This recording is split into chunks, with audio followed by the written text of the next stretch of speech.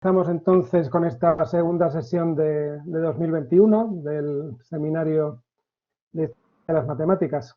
Y me toca a mí, tengo el placer de presentar a Luis Español, que en fin no necesita ninguna presentación, pero bueno, alguna cosa diremos, ¿no? Luis, como ya sabéis, es profesor, ha sido profesor durante mucho tiempo de matemáticas de la Universidad de La Rioja, además de tener otros cargos allí. Y es una persona que tiene la doble faceta de haber trabajado mucho como matemático, haber tenido también mucho interés por la historia de las matemáticas. Por lo que me cuento, eso se va a reflejar en la conferencia de hoy. Y bueno, como bien sabéis, pues entre las publicaciones de Luis menciono solo un par de cosas. Todo el mundo sabe que ha trabajado mucho sobre Rey Pastor, y también recordáis que hace poco tiempo, bueno, ya no tampoco, pero publicó esta historia de la Sociedad Matemática Española que tenéis disponible. Bueno, también querría recordar que ha dirigido bastantes tesis doctorales sobre cuestiones de historia de la matemática, o sea que realmente tu implicación con el tema ha sido intensa también desde ese punto, y como presidente de la Comisión de Historia de la REFME, pues también. Y sin más, pues lo interesante es escuchar a Luis, así que te damos la palabra. Ya puedes cargar la presentación cuando quieras, cuando tú decidas. Y bienvenido a la sesión. Muy bien, muchas gracias, Pepe, por tus palabras, y muchas gracias por haber pensado que yo tendría algo interesante que decir en este seminario. Ahora que quiero cargar las transparencias parece que les cuesta un poco, pero bueno, yo voy a ir hablando sobre un conjunto de transparencias que he preparado que, como en su título anuncio, pues hablan del viaje del lema de Gauss por el álgebra de los siglos XIX y XX. Es un viaje que empieza con Gauss, que es el que da nombre a esta que no se quieren cambiar las... Ahora digo, ahora. Bueno, ya tengo la primera ahí, que es la que simplemente pone el rótulo, y este viaje, como digo, va a empezar con la construcción de polígonos regulares por parte de Gauss y va a terminar con cosas relativamente recientes que mencionaré de álgebra conmutativa constructiva, aunque lo más reciente queda ya un poquito fuera de la historia, ¿no? Pero la charla irá en 4 partes, que la primera es más o menos lo que Gauss hizo y los primeros matemáticos que se ocuparon de desarrollar su trabajo sobre este tema hasta aproximadamente durante los 2 primeros tercios del siglo XIX. El último tercio del siglo XIX se produce una gran algebrización del tema, olvidándose ya de la construcción de polígonos regulares. En buena parte de la primera mitad o algo más incluso del siglo XX se recoloca todo lo que se había hecho en álgebra de polinomios y números algebraicos en el formato de la álgebra conmutativa abstracta, y luego resurge algo que nunca había estado olvidado por el camino, que era lo constructivo, ¿no? La álgebra conmutativa constructiva resurge de una manera que primero es por mantener ese carácter de que la existencia matemática y la demostración matemática deben ir bastante pegadas a lo que se puede calcular, pero con la llegada de los ordenadores a partir de la segunda mitad del siglo pasado, pues esto tiene ya una eficacia en el ámbito de la computabilidad especialmente notable. Bueno, pues empiezo con la primera parte, la construcción de los polígonos regulares, que es un problema que Gauss se plantea de muy jovencito.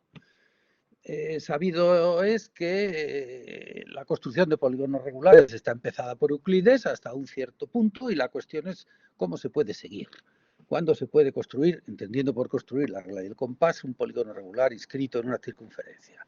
Gauss lo que hace es transformar el problema en un problema algebraico, y en el camino de ese producto algebraico le aparece una propiedad de los polinomios que necesita, y que es lo que yo llamo aquí lema de Gauss, aunque en algunos otros sitios se llama lema de Gauss a otra de las muchas enunciados que Gauss dio y demostró. El lema de Gauss tiene pues que ver con un producto de polinomios que se usa en el caso concreto de este problema geométrico. Y después de Gauss ya aparecen otras demostraciones, se mejoran, se amplían, se generalizan, bueno, y finalmente se vincula el lema con un tema muy algebraico, como es polinomios irreducibles y factorización de polinomios. Y eso es de lo primero que voy a hablar. Gauss empieza con una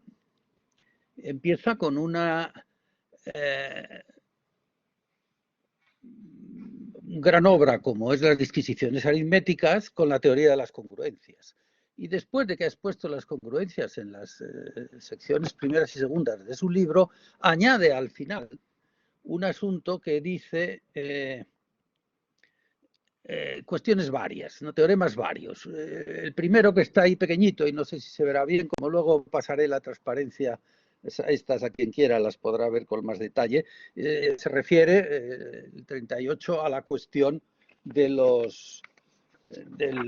función de Euler, del cómputo de los números primos con un número dado.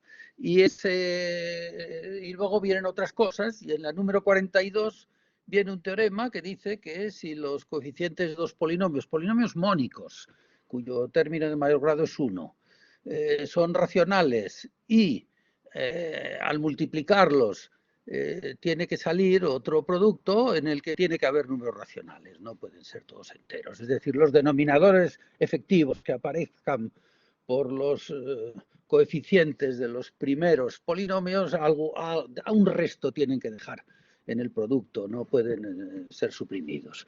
Y esto, pues bueno, él lo enuncia, él lo demuestra y ahí lo deja. Pero en la sección séptima, que es la última del libro, que es una sección que cuando él en el prólogo la explica dice más o menos que no tiene mucho que ver con la aritmética, pero como es muy interesante aquí la pongo. Pero porque en realidad es una aplicación de la aritmética y aquí fundamentalmente consiste en una cosa ya bien sabida, que es prolongar lo que Euclides había hecho hasta escribir el hexágono, el triángulo, pues, el cuadrado, el pentágono, y luego con el triángulo y el pentágono, el de 15 lados, pues ver que eso se puede extender hasta un número primo que sea de la forma 2 elevado a n más 1, con n igual a 2 elevado a k. Cuando n tenga esa forma, se va a poder, y cuando no, no. ¿Y cómo lo hace? Esto lo voy a contar rápido porque no es el tema esencial de la charla, que es lo algebraico. Fundamentalmente lo hace viendo que las raíces de la unidad, las raíces de la ecuación xn menos 1 igual 0, pues van a ser el 1, por supuesto, y luego unos números complejos de la forma coseno más y seno, etcétera, que va a tener que verificar que esos cosenos y esos senos son números construibles por regla y compás, y para que sean construibles con regla y compás previamente ha visto que tienen que ser irracionales cuadráticos. Y al final da una expresión del coseno que está aquí larguísima, larguísima, pero que son todo irracionales cuadradas, raíces cuadradas puestas en una expresión muy larga, pero como ya vio Descartes en la primera parte de su geometría, en el análisis indeterminada, todo lo que es de esta forma, pues se puede construir con regla y compás. Y luego ya hacer la construcción efectiva que corresponde a este coseno de pi partido por 17 y otros, pues eso ya queda para los que se quieran entretener con la regla y el compás.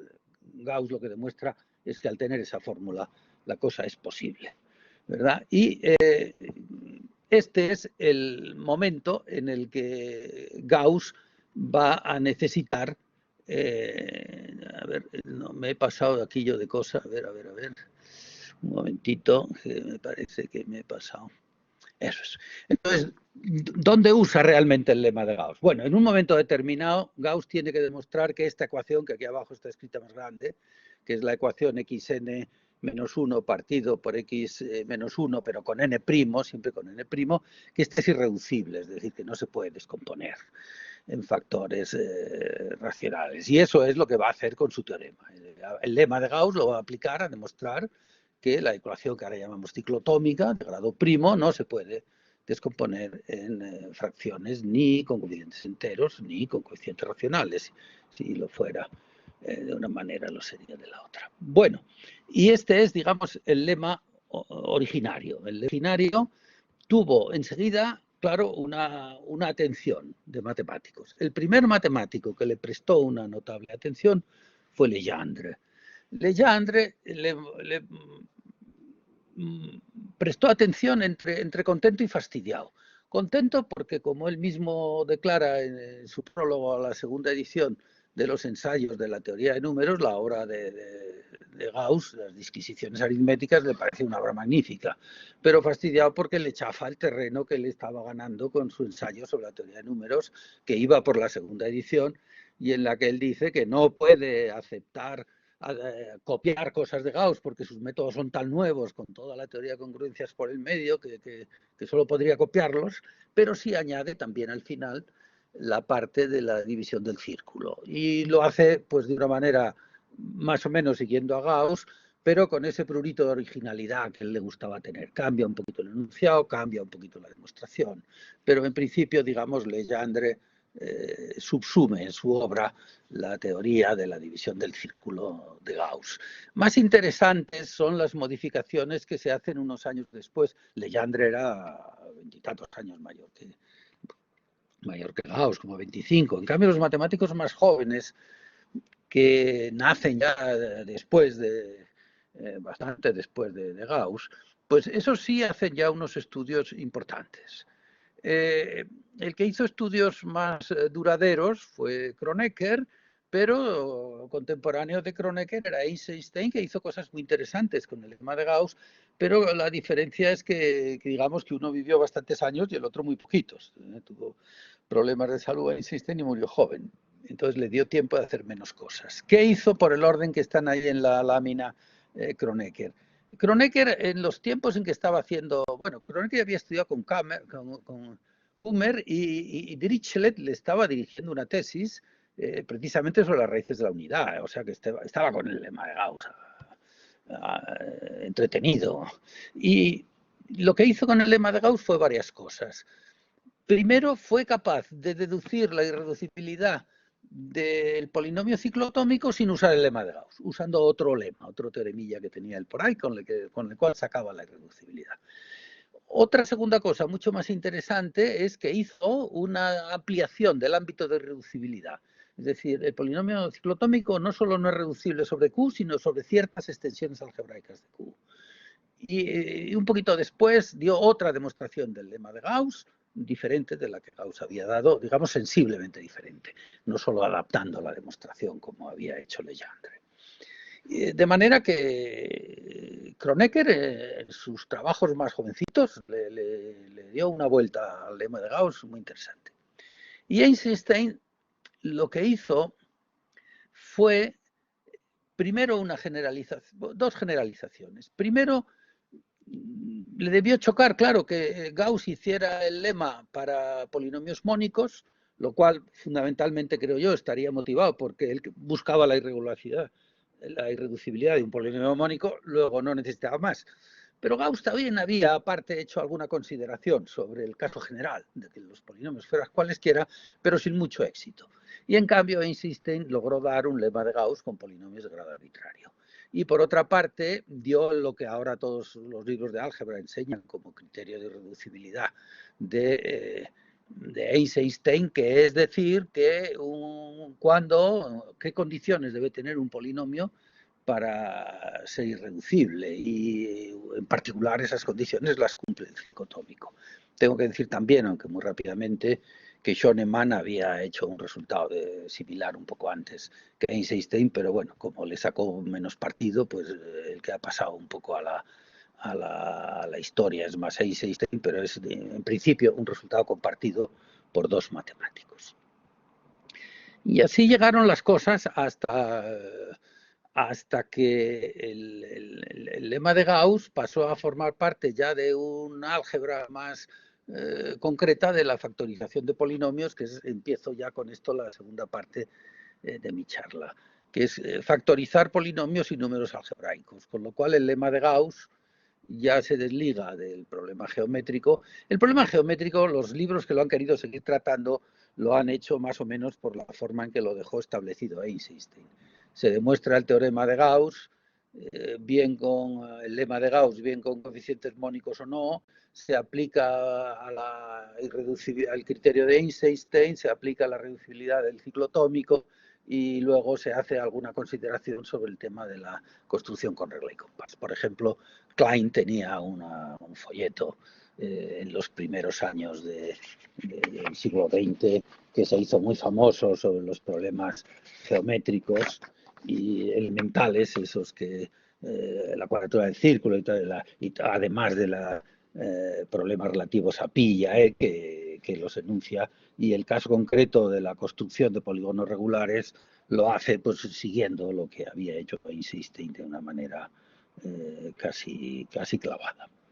Bueno, y entonces en la segunda parte lo que ya aparece es una manera puramente algebraica de tratar el tema, que ya no es directamente con números enteros y números racionales, sino que se va pasando a polinomios más generales, se va pasando a números enteros algebraicos, se van haciendo, digamos, actitudes algebraicas parecidas, pero con unas cantidades algebraicas, es decir, con unos elementos con los que se opera como con los números, pero que ya son algo más general que los números. Y aparece la teoría de ideales y aparece lo que acaba de llamarse, hoy día llamamos el contenido de un polinomio, etcétera, que es lo que voy a ir contando en las próximas entradas. Quiero citar primero que el libro de álgebra de Serret, el curso de álgebra superior, es la primera muestra en una obra de difusión muy general y muy amplia de este doble carácter que va a tener ya el libro del lema de Gauss. Por una parte, en el libro de Serret, con muchas ediciones, el libro de Serret fue prácticamente un texto estándar del álgebra durante toda la segunda mitad del siglo XIX. Serret lo empezó a escribir al final de la primera mitad, pero siguió haciendo ediciones durante mucho tiempo y luego el libro se siguió vendiendo. Prácticamente fue sustituido como gran libro de texto por el de Weber de finales del siglo. Y Serret usa el lema de Gauss para dos cosas. Primero, para demostrar la irreducibilidad de la ecuación cicotómica de Gauss. Con lo cual está hablando de las propiedades de las raíces de la unidad, como toca, y dice que es una propiedad muy notable la que va a demostrar, y sigue a Einstein, y luego no hace ni mención a los polígonos regulares, simplemente le parece que es un tema algebraico importante porque en las raíces de la unidad se hace un estudio muy completo de una ecuación. Cuando Serret está sacando ediciones de su libro, en paralelo, Kronecker va dando sus lecciones de teoría de Galois y Serret va añadiendo en su libro apéndices donde va explicando detalles de la teoría de Galois que va explicando en sus cursos Kronecker, pero esto, digamos, la teoría de Galois todavía no está expuesta de una manera general en ningún sitio. Y en el segundo aspecto hace una extensión de la factorización única de los números enteros a el anillo de polinomios con los coeficientes módulo p siendo p un primo. Y ahí ¿qué pasa que esto me baila? ¿Por qué se me mueve? Se mueve sin que yo lo toque, algo está pasando aquí. Se está volviendo esto un poco loco. Yo no hago nada y esto se mueve. Y se ha ido para atrás. Bueno, vamos a ver si lo consigo reconducir. Igual moviendo las manos he tocado algo sin darme cuenta, no lo sé. No lo sé, ¿qué puede haber pasado? Bueno. Por cierto, en estos saltos que han pasado, se me ha ido esta diapositiva, que la voy a mencionar muy rápidamente volviendo a lo de Gauss. Hay que tener en cuenta el diario matemático de Gauss, que se escribe entre 1796 y 1814. La primera entrada que escribe en su diario, que son entradas muy breves, meros enunciados de ideas, dice que ha encontrado precisamente la división del círculo. Hay una lista de entradas en el diario matemático de Gauss que se refieren precisamente a estas cuestiones de los polinomios relacionadas con el lema de Gauss. El lema de Gauss en concreto está en el número 69, en la entrada 69 del 23 de julio de 1797, y el otro lema que dio para dar la irreducibilidad y que no le gustó y que es lo que luego hizo bien Kronecker, está en el 40, o sea que digamos, lo que podemos ver en las disquisiciones matemáticas está adelantado en el diario matemático de Gauss. Pero bueno, eso es un detallito que lo dejamos pasar ya. Bueno, y estábamos con el asunto de Serret. Serret es el primero que da una factorización de polinomios, con el caso de un cuerpo, pero el cuerpo de enteros módulo un primo. ¿Y dónde se usa el lema de Gauss? Pues el lema de Gauss se usa precisamente para demostrar que si un polinomio es irreducible y divide a un producto, tiene que dividir a uno de los factores. El lema de Gauss en todos los temas de polinomios más o menos generales que se vean después irá jugando siempre este papel. Bien, y luego pasamos fundamentalmente con Kronecker y con Dedekind a toda unos resultados en torno al lema de Gauss que se refieren a polinomios primitivos, al divisor de un polinomio, que el producto de polinomios primitivos es primitivo, que el divisor del producto es el producto de los divisores. Estos temas que son como unos teoremas de los que luego como consecuencia sale el lema de Gauss. O sea, son como teoremitas que salen de la propia demostración del lema de Gauss. Uno se da cuenta de que hay otros resultados que luego dan como consecuencia inmediata el lema de Gauss. En este asunto, lo que a mí más me gusta es un trabajo de Dedekind, que es el que a continuación voy a explicar más despacio. Estos resultados sobre polinomios primitivos y sobre divisores del producto o contenido del producto, como se dijo después en vez de divisor, la palabra divisor viene porque en principio es el máximo común divisor de los coeficientes y el contenido se le llama después cuando es el ideal engendrado por los coeficientes, que en el caso de ciertos anillos particulares es el ideal engendrado por el máximo común divisor. Pero estas palabras, pues en estos primeros tiempos, pues se van usando indistintamente por unos y otros. Y en algunos libros, incluso hoy día, alguno de estos resultados es algo que se llama lema de Gauss. Kronecker usó fundamentalmente el lema de Gauss en este mundo de los polinomios en varias ocasiones, pero la más rotunda de todas es su gran memoria de 1882 sobre la teoría de las magnitudes algebraicas y la teoría aritmética, y donde básicamente lo que hace es extender lo que había hecho Serret con polinomios a varias variables, y lo que hace es esa inducción que luego se usa extensivamente, que es que pasar de una variable a dos, de 2 a 3, etcétera, y demostrar que son dominios de factorización IK, pues los anillos con coeficientes en Z de no importa cuántas variables, y lo mismo con coeficientes complejos. Lo que ahora decimos, digamos en términos muy generales, si A es un dominio de factorización única, también lo es un dominio de polinomios. No lo hace con la generalidad que se hace ahora en los enunciados, que eso no llega hasta el siglo XIX, pero sí con todos los ejemplos polinómicos que entonces se estaban manejando en aritmética y en geometría. ¿Y para qué usa el lema de Gauss? Pues para lo mismo que lo había usado Serret, para demostrar que si un polinomio divide al producto de dos, divide a uno de ellos, y que si un polinomio es irreducible y divide a un producto, divide a alguno de ellos. Aquí juega con lo de primo irreducible, que los que estudian álgebra saben que polinomios pues hay que matizar un poquito con estas cosas. Decir también, que veo que lo tengo ahí anotado, que todas estas cosas que hizo con los polinomios Kronecker es básicamente el estudio del tema de la factorización de polinomios que hace Weber en el volumen primero de su Lehrbuch de álgebra, de finales del siglo.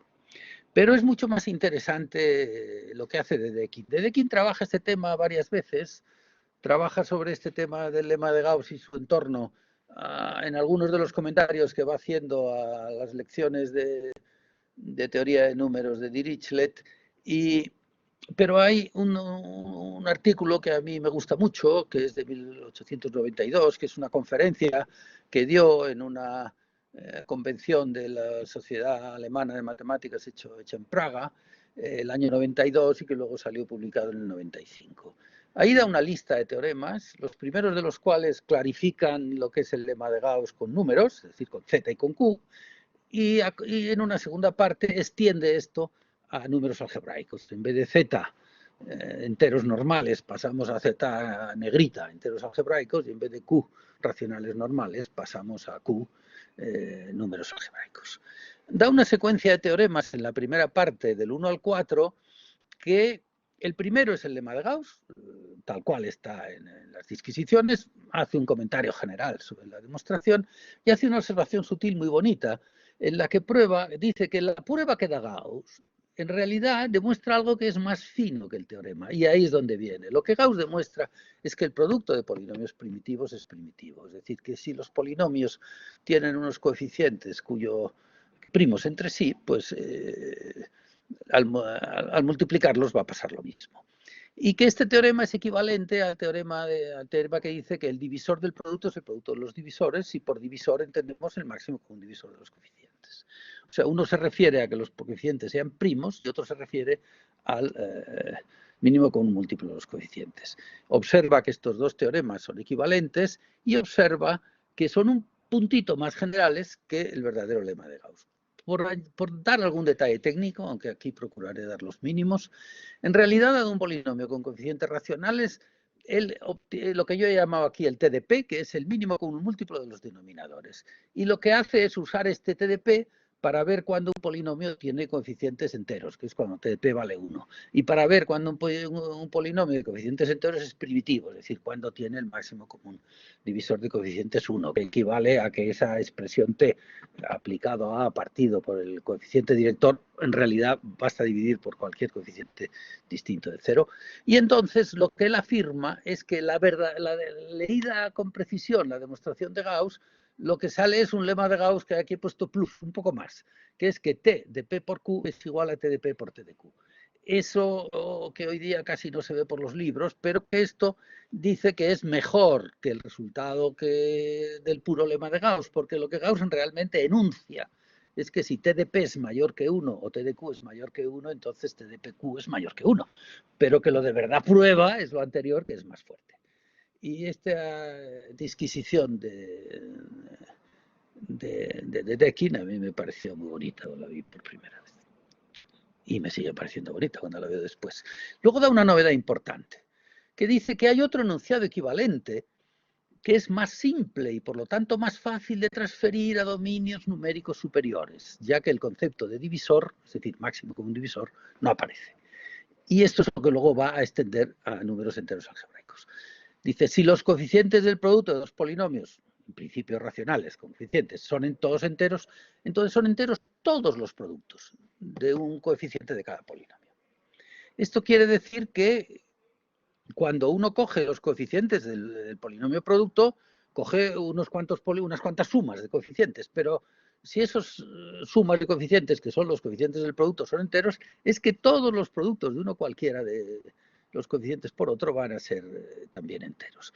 Y para demostrar esto, pues tiene también que hacer una cosita un poco sutil, que es extender la noción de divisor, que está dada solo para máximo común divisor de enteros, a los polinomios con coeficientes racionales. Y se fabrica, no voy a decir aquí técnicamente cómo, pero se fabrica una función D que tiene la propiedad de que D de P por Q es D de P por D de Q, y tiene la propiedad de que cada polinomio es el divisor por un polinomio que ya tiene coeficientes enteros y es primitivo. Y una vez hecho eso, saca la demostración muy rápidamente. Y en la segunda parte lo que hace es coger todo lo que has contado antes para enteros irracionales y extenderlo a los enteros algebraicos y a los números algebraicos y a sus enteros algebraicos de una manera que ya él venía trabajando desde años atrás. Y entonces él lo que hace es dar un teorema 3 exactamente igual que el que había dado para el caso de la aritmética elemental, el divisor del producto es el producto de los divisores, pero donde ahora divisor tiene otro sentido. Ahora el divisor es el ideal máximo común divisor de todos los coeficientes, ya es un máximo común divisor de ideales. Aquí ya está introduciendo esa generalización de la divisibilidad que pasa de divisibilidad numérica a divisibilidad de ideales. Y este pues es un teorema que ya corresponde a la teoría de los números algebraicos, pero que tiene el formato, digamos, de los teoremas previos al lema de Gauss. Y después, siguiendo con la segunda parte, después de haber generalizado los teoremas 3 y 4, generaliza el 5 a un enunciado que en realidad el enunciado no es ninguna generalización, el enunciado es copia tal cual, es lo mismo, pero aquí donde pone entero hay que leer entero algebraico, y donde pone racional hay que leer un número algebraico cualquiera. Y da un surtido de demostraciones, algunas solo las indica, no llega a darlas, él da solo la que le parece más definitiva. Dice que igual que las anteriores se han demostrado con teoría de ideales, este también se puede demostrar con teoría de ideales, pero no lo hace.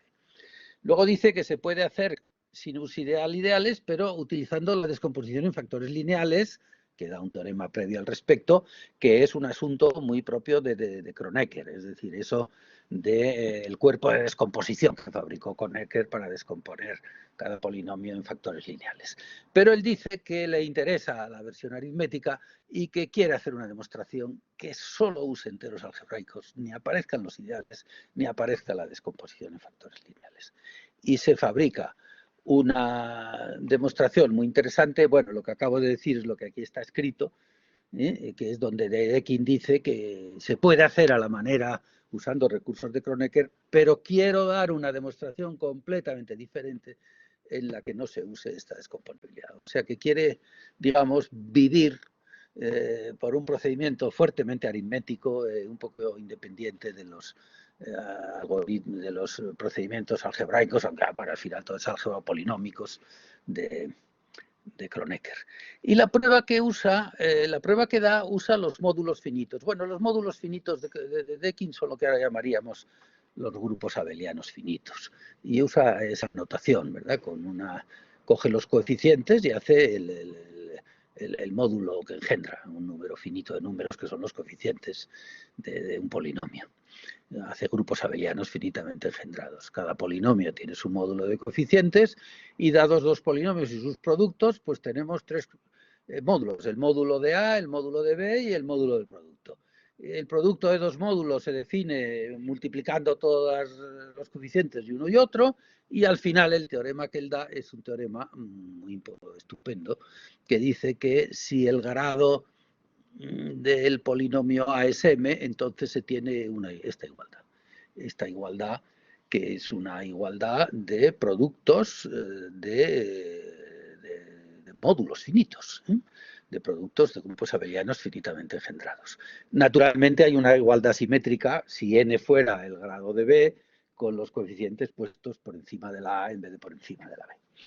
Y este es el teorema, digamos, quizá más importante de esta parte del trabajo de Dedekind, en mi opinión.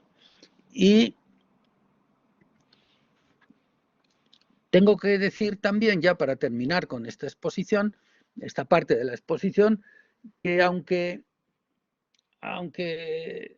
Dedekind y Kronecker fueron sin duda los principales en este tipo de trabajos, pues hubo otros. Y en concreto, en la parte que toca a Dedekind, otros matemáticos que hicieron cosas similares fueron sobre todo Hurwitz y Mertens. Dedekind tuvo cuidado de decir en su texto que el teorema 5 lo había encontrado en una fecha del año 87 y que unos días después se lo comunicó a Weber, o sea que había como una prisa por contarlo. Por otra parte, claro, con Weber estaba trabajando en colaboración muy directa. Y de hecho, cosas parecidas a estas ya estaban incluidas y comentó también en el prólogo de una de las últimas ediciones de la teoría de números de Dirichlet. O sea que estas cosas tienen más o menos un fechado un poquito anterior al del artículo que acabo de comentar. Pero casi a la vez, Hurwitz publicó este último resultado, que he comentado y que está puesto como teorema 5, este producto tan bonito de ideales con unos exponentes. Esto mismo lo hizo Mertens, y Hurwitz había hecho también algunas cosas, digamos, parecidas respecto a ese teorema que afirma que que no solo los coeficientes del polinomio producto son enteros, sino todos los productos de un coeficiente de cada polinomio. Hurwitz había hecho algo de eso. Digamos, en lo que ha pasado a la posteridad de los matemáticos que citan esto, yo no he visto en ningún sitio citado Dedekind-Hurwitz. Sí es cierto que Hilbert menciona a Hurwitz cuando trata estas cosas, y en cambio sí he visto citado como teorema o lema de Dedekind-Mertens este último. O sea que, bueno, como pasa tantas veces, hay una época en varios matemáticos que, por otra parte, se sabe que están muy conectados entre ellos, pues publican cosas relativamente parecidas. El tema de Mertens surgió en otra en otra reunión académica, esta vez en Viena en vez de en Praga, como había sido lo de Dedekind. Y la presencia que estos temas tienen en las obras que luego son leídas por muchos matemáticos, pues todo esto queda reflejado bien, bastante bien, en el Lehrbuch de álgebra de Weber, los polinomios en la primera parte, los números en la segunda, la parte esencial, y luego la teoría de los cuerpos algebraicos de Hilbert, pues menciona algunas cosas, incluso en la teoría de los cuerpos de Hilbert hay un teorema de Dedekind citado para acabar demostrando que todo ideal se descompone en producto de primos, que es un teorema también tipo lema de Gauss, pero diciendo que si los coeficientes de dos polinomios son enteros algebraicos y los del producto son divisibles por un número algebraico C, todos los productos de un coeficiente de uno por un coeficiente de otro son divisibles por C. Y también Hilbert recoge a continuación que Kronecker le gustaba más usar el contenido de otra manera, pero que al final su resultado era que el contenido del producto es el producto de los contenidos. O sea que en estas obras que son más leídas que los artículos de investigación por más matemáticos, que tienen más difusión, estas dos cosas quedaron recogidas. Y con esto ya voy a pasar al álgebra abstracta. ¿Qué se hace en el álgebra abstracta? Bueno, en el álgebra abstracta lo que se hace es seguir la marcha axiomática de Hilbert-Netter y colocar cada teorema en su sitio. Se empieza a hacer axiomática de anillos, los anillos conmutativos y unitarios siempre, en el caso que yo hablo, siempre son anillos que van a tener distintos nombres según qué propiedades tengan y cada teorema, digamos, se coloca en su sitio. La casuística es un poquito amplia, pero yo voy a usar para exponer lo que pasó, después de este vistazo general a todo lo que hubo, el resultado final tirando de Bourbaki. Yo aquí recuerdo que hay que recordar que en 1911 fue Steinitz el primero que hizo una teoría axiomática de cuerpos. Luego, en el 17, Frenkel hizo una teoría axiomática de anillos, la de grupos ya se había hecho antes. Netter, el famoso trabajo de 1920, puso a los algebristas alemanes a trabajar sobre los anillos netterianos y hacer álgebra conmutativa abstracta para hacer simultáneamente teoría de números algebraica y teoría geométrica con polinomios. Artin en varias cosas que iba haciendo en cursos, clases, seminarios, y Netter fueron los grandes inspiradores del libro de Van der Waerden de 1930, que es el primer libro sistemático con las teorías de estructuras abstractas allí puestas. Pero sobre este ambiente general, los dos matemáticos que más trataron concretamente los asuntos que yo he mencionado, el entorno del lema de Gauss, fueron Krull y Prüfer. Krull, en algún artículo previo y en su teoría de ideales, trabajó lo que él llamó el Hilfsatz de Dedekind-Mertens. Hilfsatz significa algo así como teorema auxiliar, o sea que en vez de usar la palabra lema, pues bueno, usa una palabra un poquito diferente. Pero el Dedekind-Mertens, que como el Dedekind-Mertens es un teorema que se refiere a módulos, lo que llamaba módulos, digamos, a grupos abelianos, pues se empiezan a tratar, en vez de sobre grupos abelianos, sobre módulos sobre un anillo, en fin, se le va dando como más generalidad a todo esto. Y Krull dio a estos temas un empujón importante. Y también Krull le dio un empujón importante a la generalización de lo que en los enteros es las valoraciones, es decir, tener la valoración es la función que a cada número, valorar en un primo, es ver qué exponente tiene ese primo en la factorización del número. Pues bueno, estas son un tipo de funciones que tienen unas propiedades, entonces si estas propiedades se aíslan y se axiomatizan, pues uno puede generar teoría abstracta y esto lo hizo muy bien Krull. Y Prüfer, en el año 32, pues hizo también una vuelta al teorema de Dedekind-Mertens, pues digamos que importante, y trabajó con más detalle aquellos anillos en los que las reglas de multiplicación y de intersección y de suma de los ideales pues tenían una estructura reticular más rica. Y todo esto se iba estudiando. En torno a ya pasada la barrera central del siglo, la barrera del 50, pues se siguieron haciendo ya con una gran intervención de matemáticos también americanos, incluso orientales, trabajando en América. Y aquí cito, por ejemplo, una generalización del contenido del polinomio, también sobre el Dedekind-Martens, una tesis sobre el lema de Gauss dirigida por Kaplansky en Chicago, el 65, más sobre el Dedekind-Mertens de Hilbert, Arnold y Hilbert generalizando cosas sobre el contenido de polinomios. O sea que estos temas en el álgebra conmutativa se han seguido tratando, pero por hacer una explicación de cómo quedó los temas que yo he contado en el álgebra conmutativa abstracta, me fijo en el libro de Bourbaki, me fijo en el capítulo 7 de la álgebra conmutativa, que se titula Divisores, que está toda ella construida sobre un anillo íntegro y su cuerpo de fracciones, y dentro de los anillos íntegros pues hay tipos, además de íntegro íntegramente cerrado, de Krull, de Prüfer, de Dedekind, factorial, principal. Los anillos, el anillo principal es, digamos, lo que ya más se pega a Z, ¿verdad? Lo que ya tiene. Pero en este juego de retículo de ideales es donde Bourbaki, estudiando a Bourbaki, que es una cosa que yo hice de joven con no poco entusiasmo, porque cada vez que resolvía un problema de Bourbaki me ponía muy contento. No siempre lo conseguía, pero cuando lo conseguía me daba una alegría estupenda. Y el asunto, más o menos, va a ser como sigue.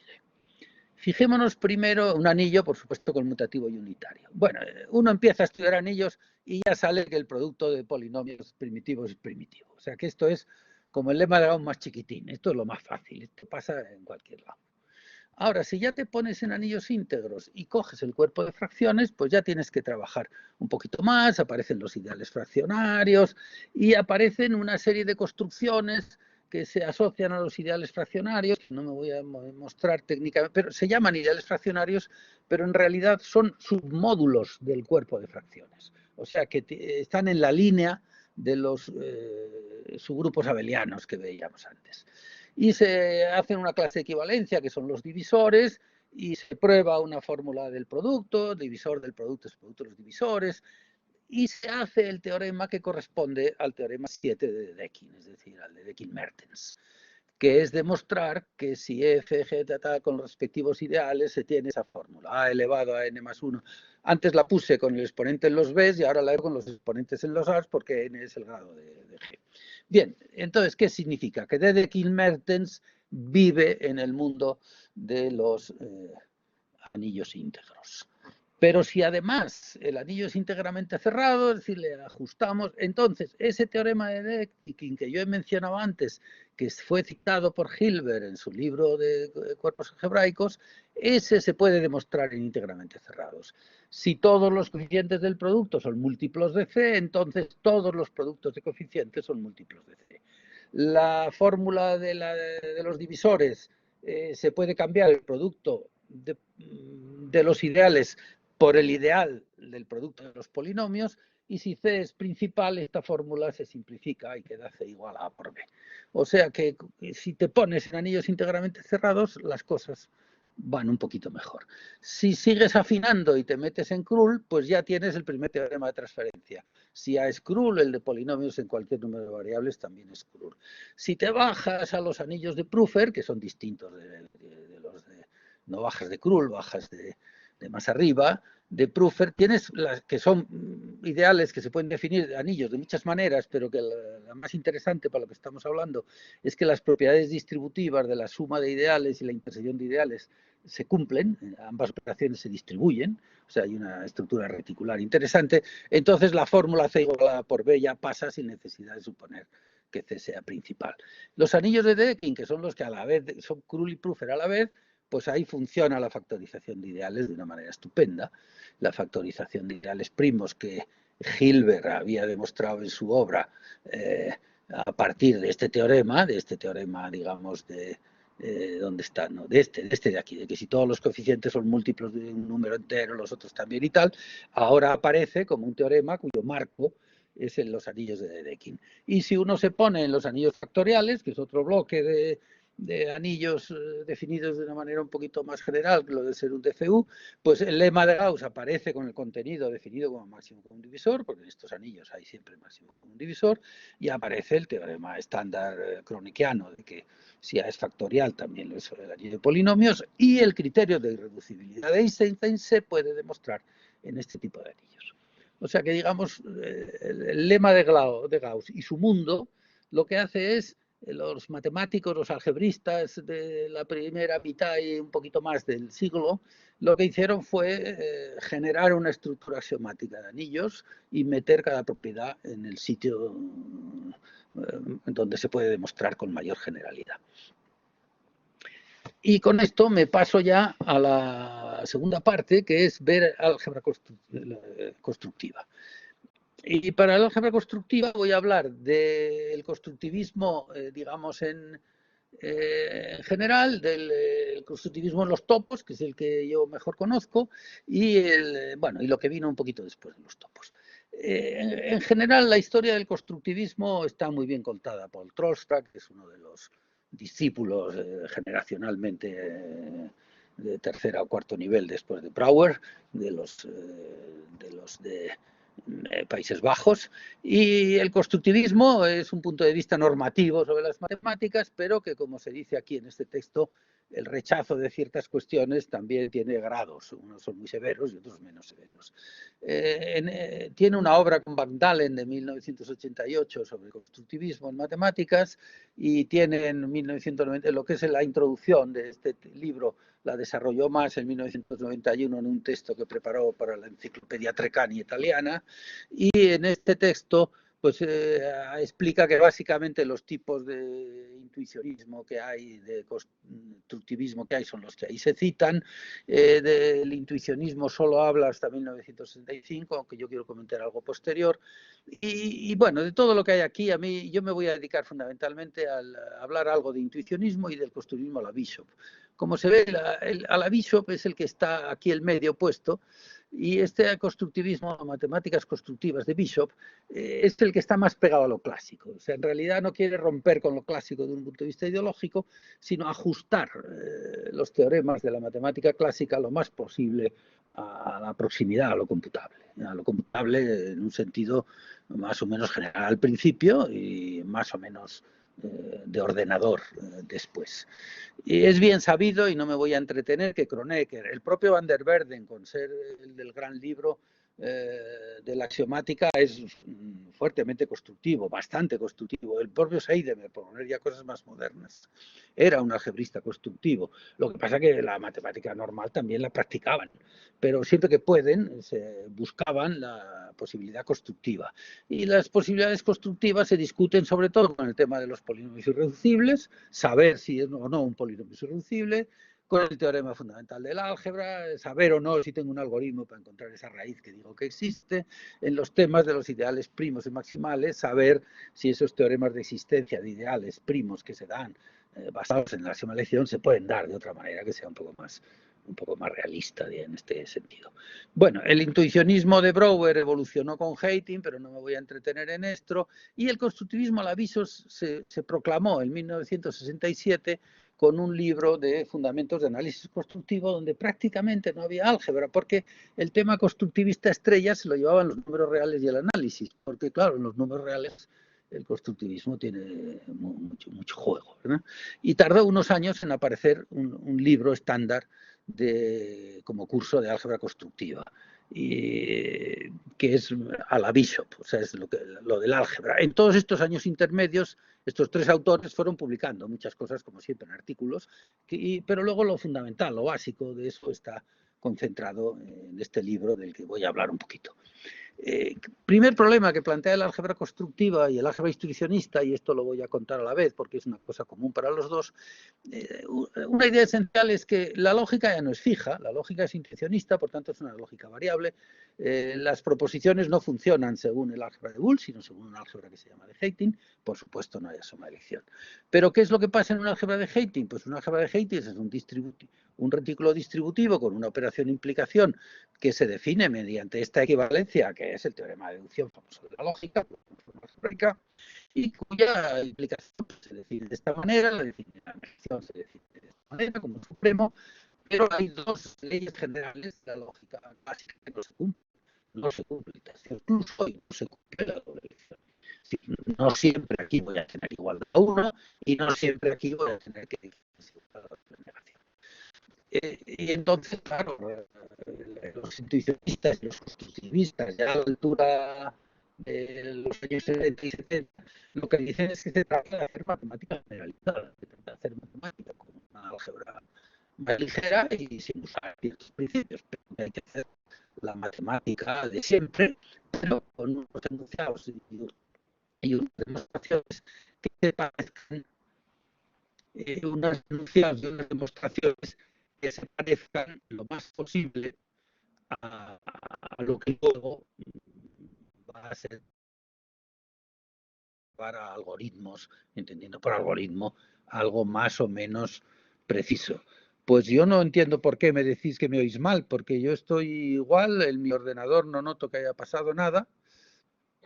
Ahora se ha No arreglado. sé dar respuesta a Justamente eso que me ahora decís. has vuelto. Ahora estás mejor. Así que Pues, continúa. hombre, quizá me he incorporado un poquito más encima del ordenador. Bueno, voy a procurar seguir así. De manera que, bueno, y en el punto de vista de los topos, del que luego hablaré, se puede ser algo más constructivista. Bueno, ¿en qué medida la lógica variable forma parte de la matemática? Pues que, por ejemplo, tienes que hablar de conjuntos discretos, porque esto de que X es igual a Y o X es distinto de Y, pues en unos casos lo vas a saber en el sentido de que esta O la vas a poder concretar de manera algorítmica o no. Y lo mismo con los complementos, que X está en A o no está en A, lo podrás decir cuando lo puedas decir, pero si no tienes un procedimiento efectivo para saber si un elemento pertenece a un subconjunto, pues esta regla no siempre la vas a poder usar.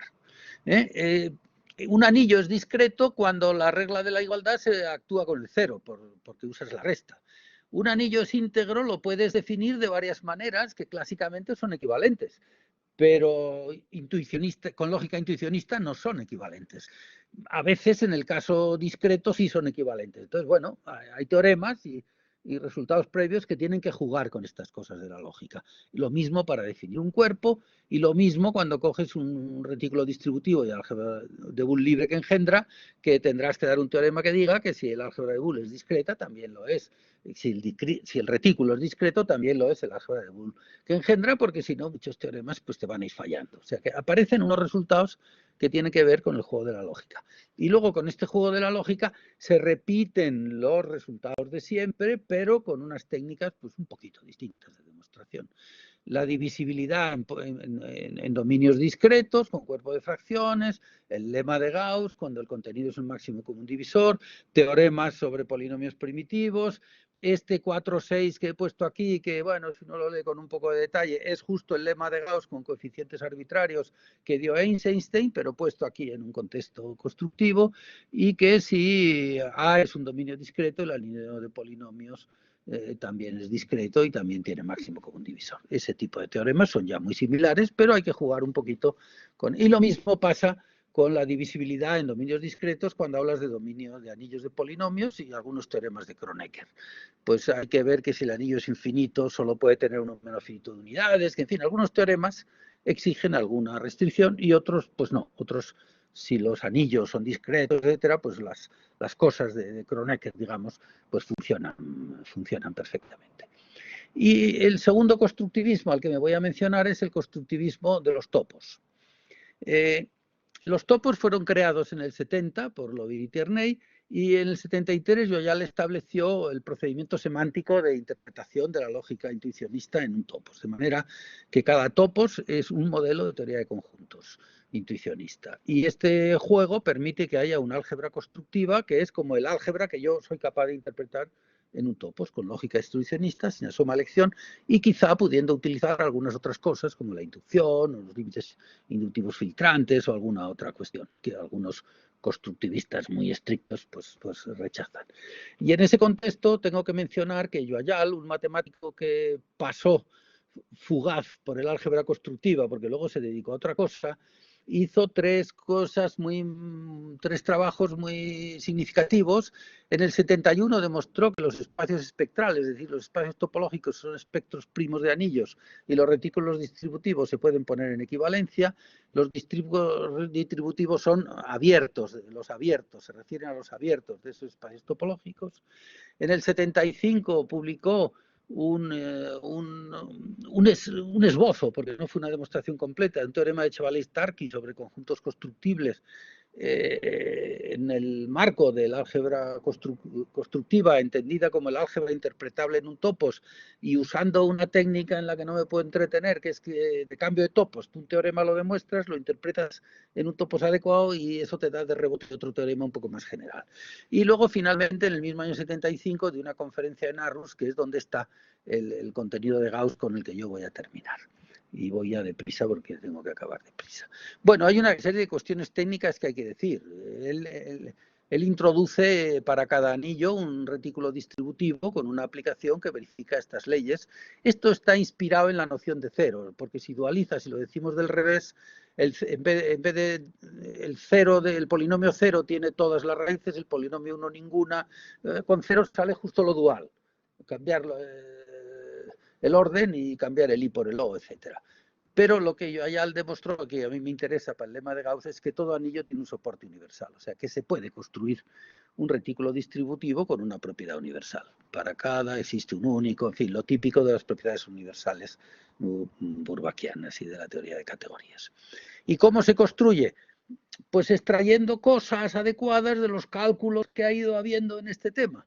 Es decir, si yo tengo dos conjuntos finitos de elementos del anillo, establezco una desigualdad si una potencia de cada uno de los A's se puede expresar como combinación de los B's, con un exponente positivo y tal. Y eso es un preorden, se hace el orden asociado, que significa hacer clases de equivalencia, y se definen dos operaciones, un MIT, bueno, un ínfimo, y un supremo, de esta manera que está de aquí, una por justaposición y otra por producto de elementos. El cero reúne por esta equivalencia a todos los elementos nilpotentes del anillo, el 1 reúne a todas las unidades, la aplicación de es la obvia, la del ideal engendrado, y esto en términos de matemática clásica significa que en vez de tomar el ideal finitamente por estos engendrado por estos números, tomo el radical de ese ideal. Que es una cosa que está vinculada al teorema de los ceros de Hilbert. Bueno, todo esto lo contó en esas conferencias y mi tesis doctoral, que fue sugerida por Joyal, consistió en demostrar todas estas cosas e ir desarrollando todo esto en el 78 con publicaciones que hice luego el 82 y el 83. Y en el lema de Gauss hice una publicación nueva con algo que no está en mi tesis, pero que sí era demostrar lo que yo ahora llamo y otros llaman el lema de Gauss-Joyal. Es decir, demostrar esta famosa propiedad de que el contenido del producto es el producto de los contenidos, pero en vez de con contenido, con intersección, dadas las operaciones que he dicho antes, donde la intersección es digamos, la justaposición y donde esta propiedad pues va acompañada del resto de las propiedades de soporte. Esto lo conjeturó yo en el 85, yo lo demostré en el 83 y bueno, y se ha seguido usando en libros de álgebra conmutativa posterior. Para terminar, los antecedentes de esta charla son una cosa que se publicó, que yo entregué el 83 y se publicó el 85, que es Notas sobre diversas versiones del lema de Gauss. Cuando yo estaba haciendo esta demostración, me interesé por la historia del lema de Gauss e hice una primera aproximación a esto que ahora cuento, y es en un libro de homenaje a uno de mis profesores cuando se jubiló en la Universidad de Zaragoza. Y luego hace poquito en la Gaceta he publicado una cosa sobre el lema de Gauss y lo que he contado sobre todo referido a libros, no a artículos, y que va precedido de esta declaración que aprovecho para hacer pública aquí, que yo escribí esto a todo correr porque me estaba quedando como responsable de la sección de historia de la Gaceta sin originales, porque la COVID, la pandemia ha tenido el efecto que han dejado de llegar artículos a la Gaceta de historia de las matemáticas. Y bueno, ahí ando yo peleando para ver si consigo alguno más para seguir adelante con esta bonita tarea, y aprovecho aquí para hacer publicidad de todos los que me escucháis, de que enviéis algo o busquéis a alguien que quiera enviar algo al respecto. Y termino haciendo mención a que el álgebra constructiva actualmente sigue vigente en el siglo XXI. Las cosas que con Joyal yo hice en esos años que he comentado, ahora están incorporados a los nuevos libros. Yo pongo como ejemplo el de los franceses, el trabajo de los franceses Coquin, Dicolon, Bagri y Quité. Los dos últimos han escrito un libro estupendo que acaba de hacer ahora mismo la segunda edición, y ahí se puede ver el lema de Dexmerk, teoremas de Kronecker, el retículo de Zariski de un anillo, que es el espectro retículo distributivo que yo acabo de comentar, el lema de Gauss-Joyal, con distintas variaciones en distintos niveles de generalidad, y donde pues las cosas que trabajamos en el ámbito de estos mundillos de los topos, pues se han incorporado a una álgebra constructiva que sigue la línea de los tres autores que he mencionado antes. Lombardi y Quité dicen que ser constructivo significa que la existencia de un objeto y la demostración de un teorema se parezcan siempre lo más posible a un algoritmo, que se pueda extraer de ellos, digamos, un algoritmo de construcción. Y con esta termino, porque he empezado con algoritmos para construir polígonos regulares, termino con algoritmos algebraicos, y el lema de Gauss ha jugado un papel desde el principio hasta el final en estas pequeñas cosas. Bueno, pues nada más y muchas gracias por vuestra atención. Aquí termino y estoy a disposición de lo que se quiera preguntar. Pues te aplaudimos. Un abrazo de Luis Araiva. Gracias, Luis. Aplausos, aunque se oigan poco, ¿vale? Una charla. Muy bien.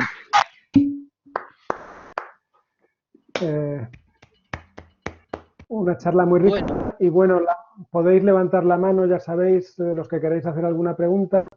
Si en alguno de vuestros casos no se puede levantar la mano, podéis escribir en el chat y decir, tengo una pregunta, y entonces os damos paso, ¿vale?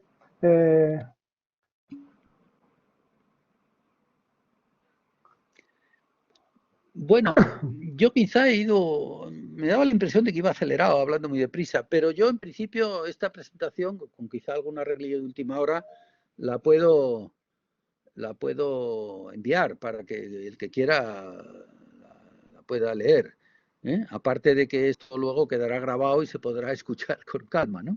Pero la presentación en sí, si alguien la quiere, la puedo enviar o os la envío a vosotros y la dejáis disponible en algún sitio, lo que me digáis. Pues es buena idea, que ha sido mucho material, muy interesante. Creo que Edna tiene una pregunta. A ver. ¿Puedes entrar con el audio? Pero ahora no sé si se ha perdido, desaparecido por ahí. Yo te iba a hacer alguna pregunta, Luis, mientras entra otra gente. Sí, Venga, tenía una pregunta, pero no he podido. A ver, una pregunta simplemente por curiosidad. Habría otras luego, si hay tiempo, te hago una más. Año 80, aquí en España, trabajando temática constructiva, supongo que habría muy poquita gente interesada en estos asuntos. No sé qué sensación había. ¿Había un poco de comunidad dedicada a temas así? No, ¿O era una especie de francotirador? Yo aquí en España, en aquella época, en los últimos 70 y primeros 80, yo trabajaba más en contacto con gente del exterior que de aquí. Y los que conocía de aquí me los encontraba por ahí. Pero digamos que en España tenía poca gente con la que compartir estas cosas. Quizá la hubiera tenido un poquito más adelante, pero claro, se da la circunstancia también que avanzados los 80, yo por otras circunstancias de cosas que pasaron en mi vida, digamos, colgué las matemáticas, o sea que durante un tiempo. Y bueno, quizá ese corte de unos años pues hizo que fuera más difícil. Pero yo esto lo he trabajado en España, digamos, de manera bastante aislada. Bastante aislada, sí. Adiós, Luis, Araiva. Cecilia, ¿puedes preguntar? ¿Tiene una pregunta Cecilia Neves? Sí, adelante. Sí, hola, gracias. ¿Se me escucha? Sí. Sí, muy bien. Muy bien, muy bien. Primero, muchas gracias por la charla, que la verdad es que la he disfrutado mucho. Me ha parecido también muy, muy rica.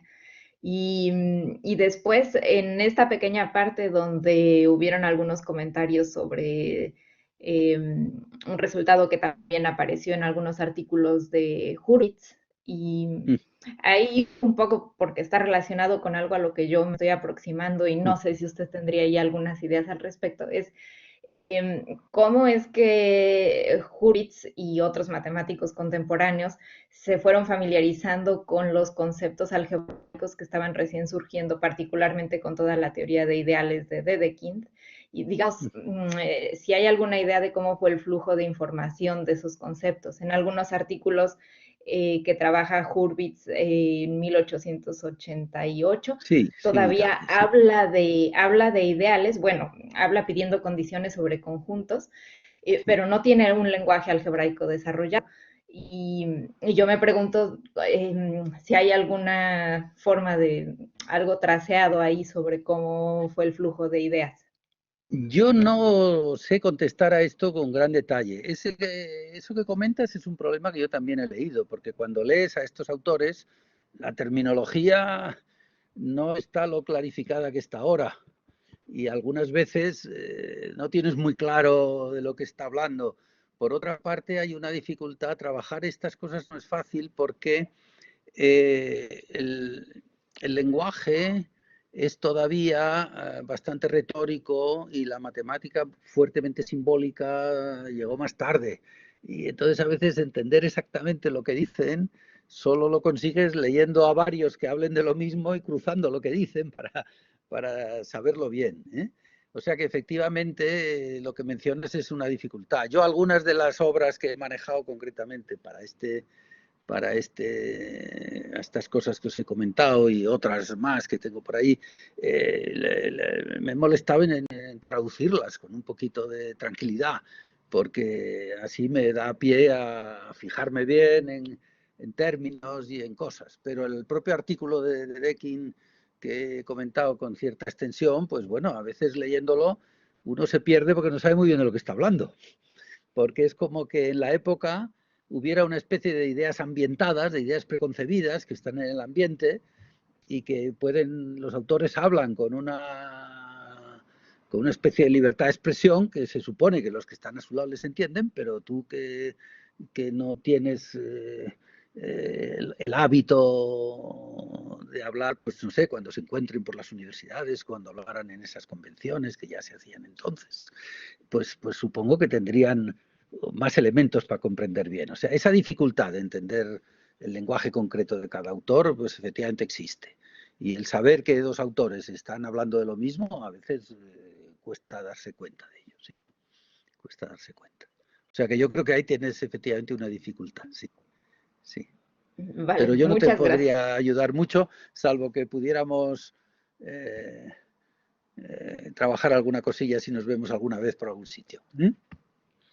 Vale, Muy bien. muchas gracias.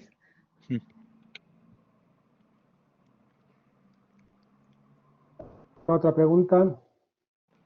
Veo manos levantadas, así que voy a aprovechar yo. Luis, ya que bueno, aquí hay algo de Alfonso Hernando. Vamos a ver. Se va muy rápido. Muy, muy largo. No, pero se puede leer ahí en el chat si lo abre. Dice que incluso... Sí, aquí lo tengo, sí. No, pero bueno, no es una pregunta realmente. Digo solo, perdón, sí. Solo digo que muchas gracias. Un poco... Muchas gracias, pero con extensión, ¿eh? Exactamente. Con un texto que parecía largo. Parecía una pregunta, porque se veía un texto largo.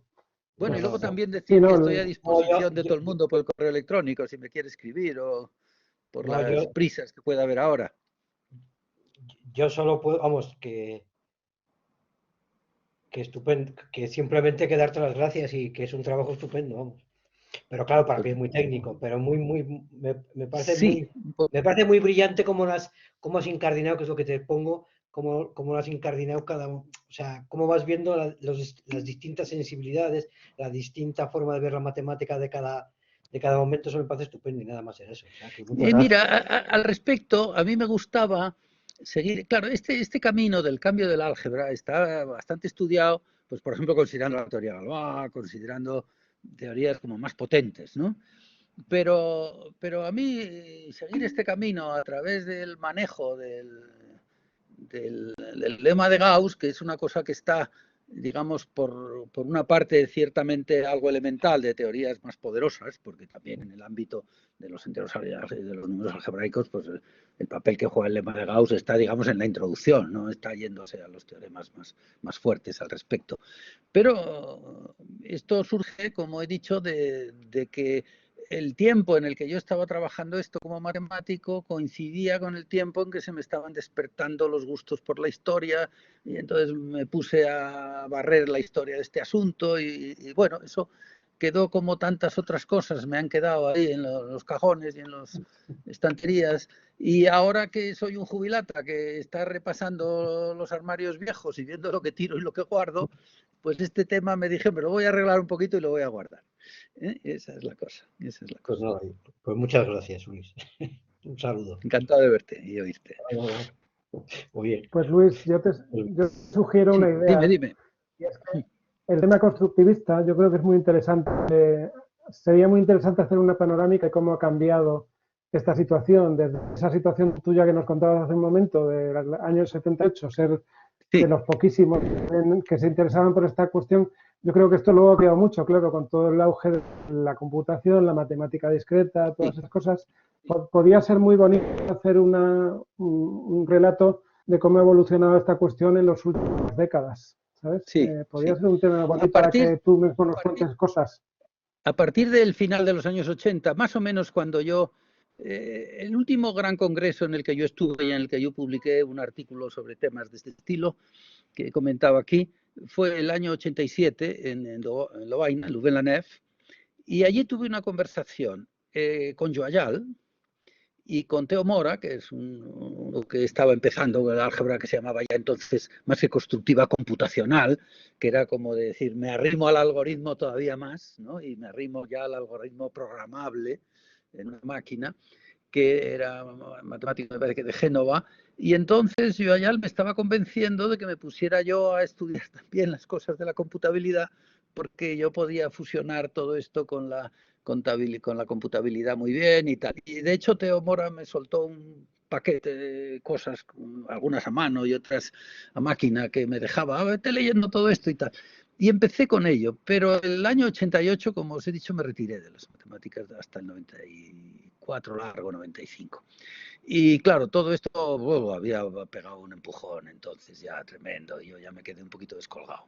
Pero claro, la herencia de este tipo de matemática de los topos, que es con lo que yo entré, se quedó, digamos, en la línea de los computacionales, de los que tenían un constructivismo más pegado ya a las programaciones, a los programas que ya se iban haciendo de demostración automática de teoremas y de cosas de estas.